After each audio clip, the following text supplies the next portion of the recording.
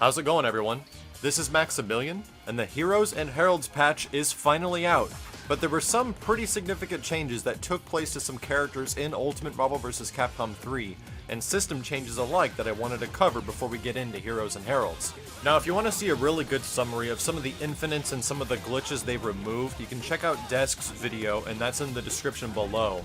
But some other things have been discovered, some buffs and some nerfs for certain characters. Now, let's go over those really quick.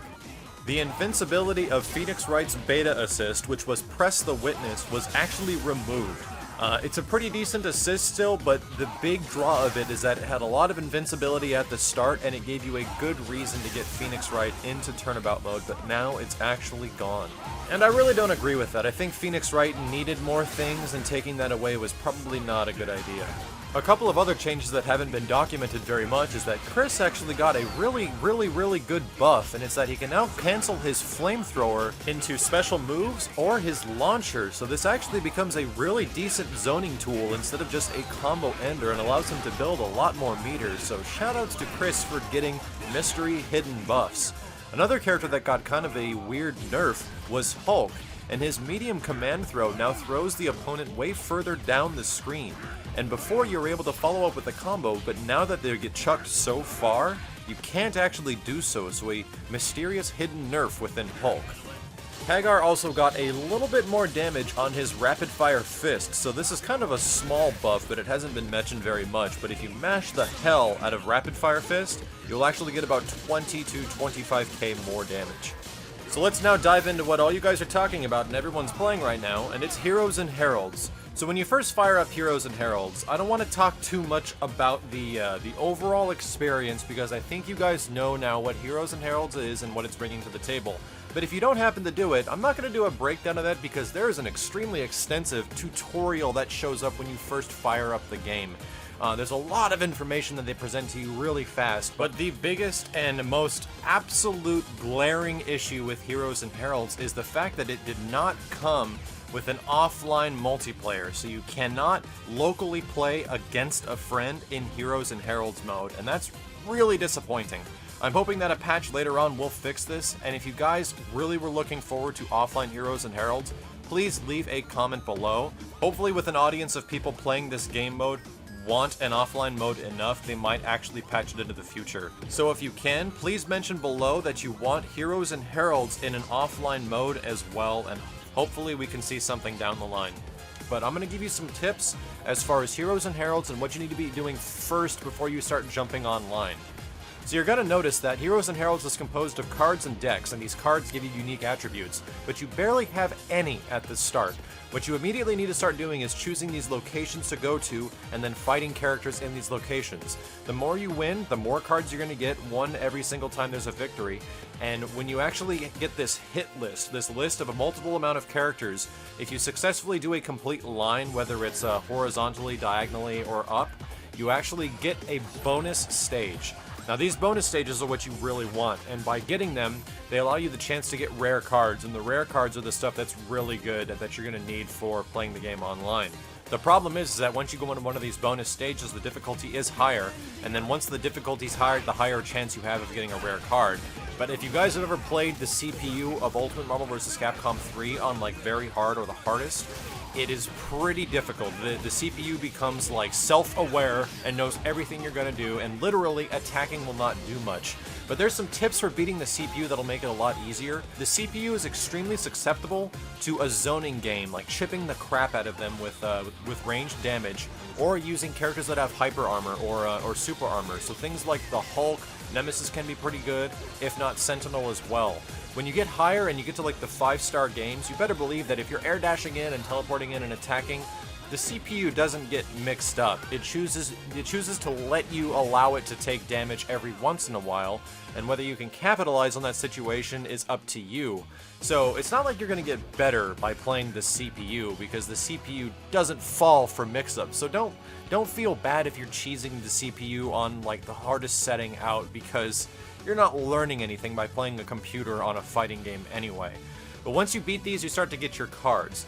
And a lot of these cards have crazy attributes and abilities, and start playing a lot, because you're going to want a very expansive card deck before you go online. And I learned the hard way. I just went immediately online. I'm like, oh, I got a couple of cards, this should be fine. And then I ran into a guy using the Hulk, who had like a defense boost, and would also recover all of his red health. That's right, he would not actually have any health but red health, and he would literally run away with the Hulk and just recover all of his life. And I'm like, how am I supposed to beat this? So you really got to be ready for stuff like this. I even recently saw on Filipino Champ's live stream that you actually have a card that removes meter from somebody when you hit them, so you can actually prevent Dark Phoenix from coming out in that situation. So there's a lot of crazy anti-strategies and other strategies that come with this stuff. My personal favorites right now are the Nightcrawler card, that allows you to pretty much, whenever you do a dash or like an air dash, you disappear and then you reappear. The animation in between is still there, so you can still be hit and everything. It's not like you're actually gone, it's just a visual change, but it's just extremely cool to look at. The other one that I really like is the parrying one. And the parrying one is similar to Third Strike, we all know, but a lot more easy to execute.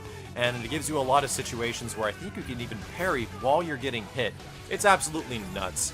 But the big thing that I have an issue with is that I can't play like 3 fighting games at once and stay really good at one. So I'm going to try to choose some cards that don't really affect gameplay styles. What I really find funny is that air dashing animation for everyone is actually in the game, so that means that at one point everyone actually had an air dash in Marvel vs. Capcom 3. So things like that really affect gameplay, and if I use Chris and I start air dashing all the time and I start using Chris in the regular game, I'm going to try to air dash sometimes, and it's going to get me killed because I'm a creature of habit, and I can't break that for some damn reason. But the other thing I want to note is how you set up your cards, and quite literally, you notice that cards have 2 different attributes, like a main one and a sub one. Well, you get 3 different cards to choose from, a main card and 2 sub cards. So you'll notice that there's a star next to one of the cards, one of the attributes. That's the main attribute. The one below it is the sub attribute, so you're only allowed 1 main attribute card and then 2 sub attribute cards. So realize that you do not get the attribute on the bottom unless it's a sub card and your main card goes first. So I'm going to try to use cards that just benefit me just for Heroes and Heralds, and try to use different characters than I would normally use for like online competitive or regular play. So things with give you more hyper armor, things that might actually give you more meter, things that don't directly affect how a character individually is affected, things that give you multiple X factor, you know, stuff like that. But what I'm looking for is some of the cheap stuff, and what I immediately realized playing online is that I'm not playing cheap enough. Like in Heroes and Heralds, you have to go ham, all out, and try to win a game with as many cheesy things as possible, because that's pretty much how it goes. It's how cheap you can get the game mode, and that's why it's a lot of fun. So if you guys have found any specific combinations of cards, any like specific set that you think is really crazy or seems really powerful, go ahead and put them in the comments below, and I'll try to feature them in the next video where we actually get into a lot of the ranked online games. So that's going to be just about it for this Heroes and Heralds patch breakdown. Like I said, if you could leave a comment below if you found certain card combinations that can be really powerful, effective, please do so, and I'm also curious which teams you're running. Of course, I'm running Team Heroes just because, and there's a lot of Heralds out there right now. If you're Team Heroes or Heralds, or I'd like to say Team Doom versus Team Wesker, put your comment in the section below, I'm pretty curious. And we'll be back soon with a bunch of Heroes and Heralds online games. Thanks for watching, everyone. This has been Maximilian, and I'll see you next time.